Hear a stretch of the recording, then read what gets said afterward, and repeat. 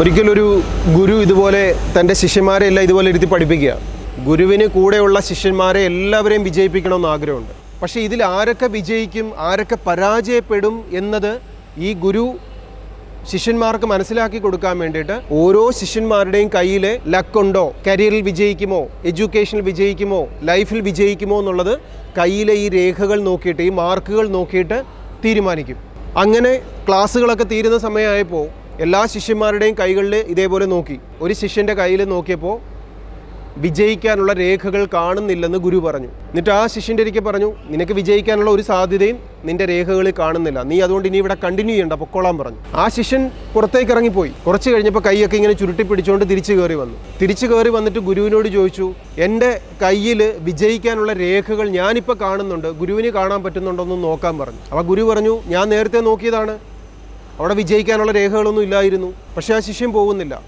ഗുരു ഒന്നുകൂടെ നോക്കൂ എന്നും പറഞ്ഞിട്ട് കൈ ഇങ്ങനെ ചുരുട്ടി പിടിച്ചിരിക്കുകയാണ്. ഇവൻ്റെ നിർബന്ധം സഹിക്കാൻ പറ്റാതെ വന്നപ്പോൾ ഗുരു വന്നിട്ട് കൈയിലേക്കൊന്ന് നോക്കിയപ്പോൾ കാണുന്നത് വിജയിക്കാനുള്ള രേഖ അവൻ തന്നെ വരച്ചിരിക്കുകയാണ്.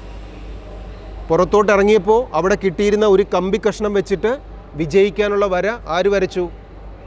അവൻ തന്നെ വരച്ചു. ആ ചോര പൊടിയുന്ന വര കണ്ടിട്ട് ഗുരു പറഞ്ഞു, നീ വിജയിക്കാൻ നിനക്ക് ആഗ്രഹമുണ്ട്. ജനിക്കുന്ന സമയത്ത് ആരുടെയും രേഖകൾ വിജയിക്കുവോ പരാജയപ്പെടുമോ എന്ന് ഇതിൽ വരച്ചു വെച്ചിട്ടുണ്ടോ? വിജയിക്കാനുള്ള വര ആര് വരയ്ക്കണം? നമ്മൾ വരയ്ക്കണം.